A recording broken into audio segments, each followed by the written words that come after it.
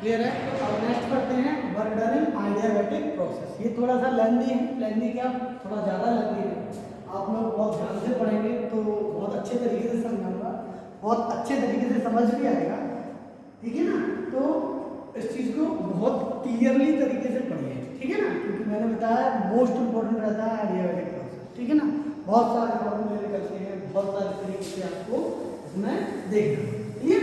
आइडियाबैटिक process या फिर हिंदी में इसको क्या कहते हैं? रुद्धोष्म प्रक्रम। क्या कहते हैं?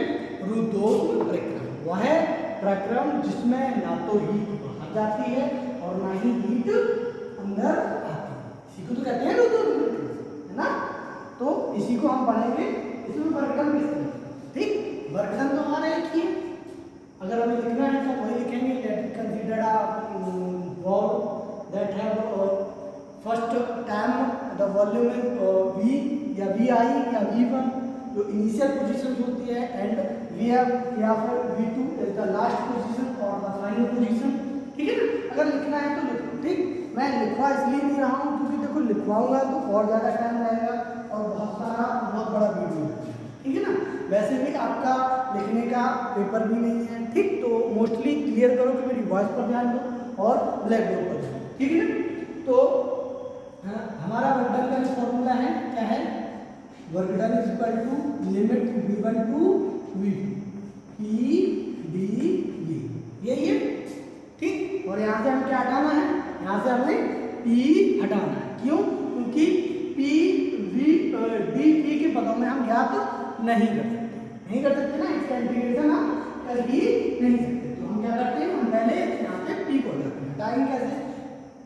लास्ट उसमें जो प्रोसेस था वो अलग था, इसमें जो प्रोसेस होगा वो थोड़ा सा अलग, क्लियर है? तो ये v1 है या vi भी कह सकते हैं। यहाँ देखो कल हमने आइडियाबैटिक प्रोसेस पढ़ाई थी, उसमें एक फॉर्मूला बताया था p equal to p v to the power gamma equal to k या c या कांस्टेंट, क्या कह लो? कांस्टेंट या कांस्टेंट या कांस्टेंट, कुछ भी कह सकते हैं, ठीक है ना? ये फॉर्मूला, इसको फॉर्मूला को क्या कहते हैं हम? पॉइजन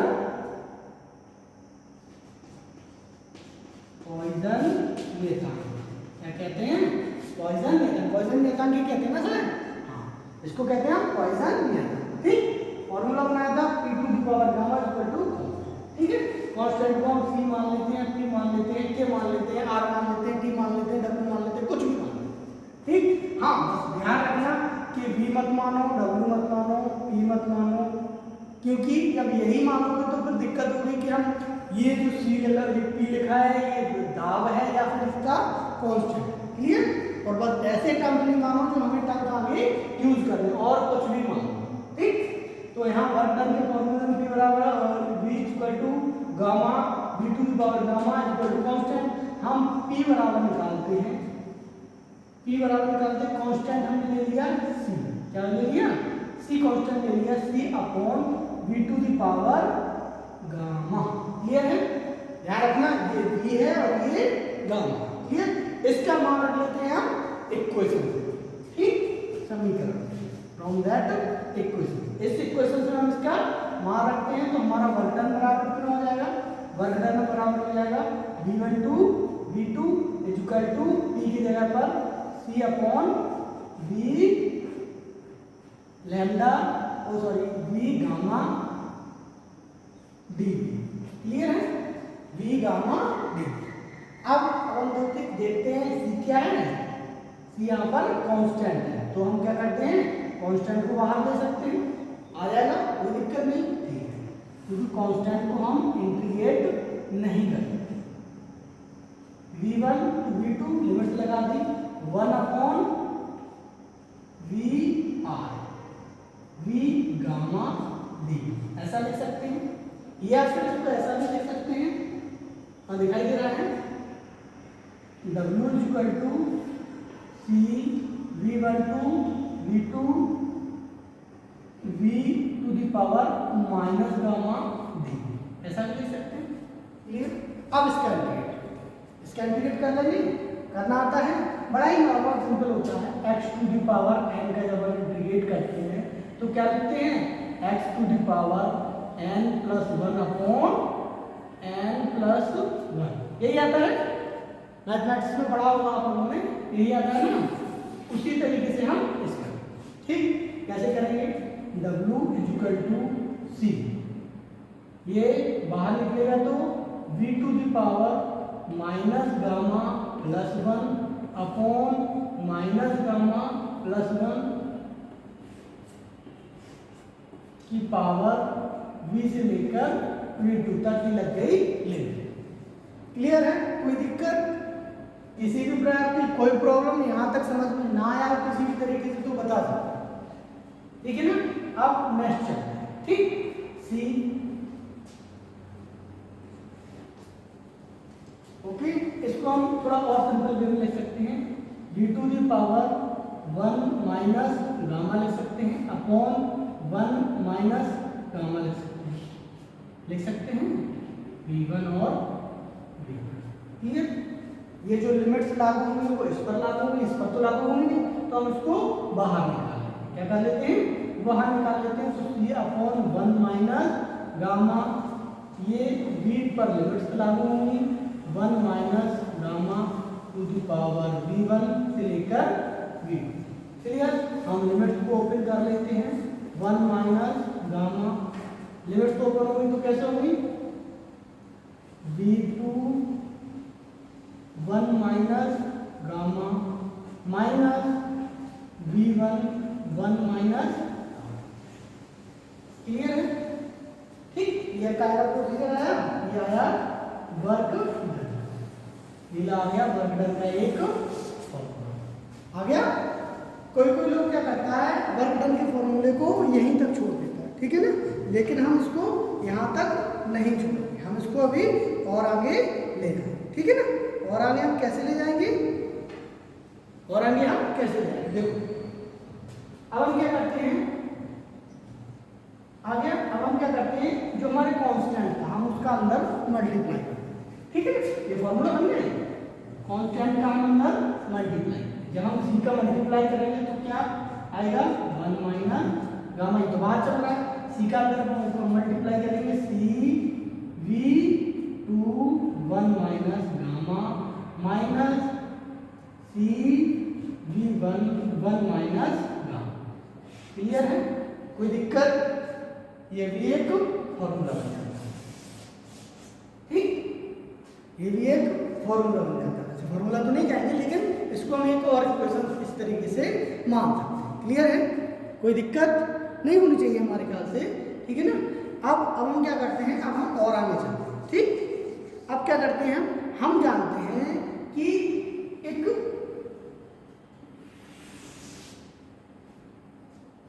फॉर्मूला जो यहाँ पर लगाया था, क्या था, p v to the power gamma equal to क्या होता है, कांस्टेंट होता है ना, p v to the power क्या होता है, एक कांस्टेंट होता है, ठीक। तो हम इसको ऐसा लिख सकते हैं, p1 v to the power gamma equal to p2 v to the power gamma equal to p3 v3 to the power gamma equal to constant लिख सकते हैं। कोई दिक्कत है, कोई दिक्कत है, मेरे ख्याल से नहीं होती।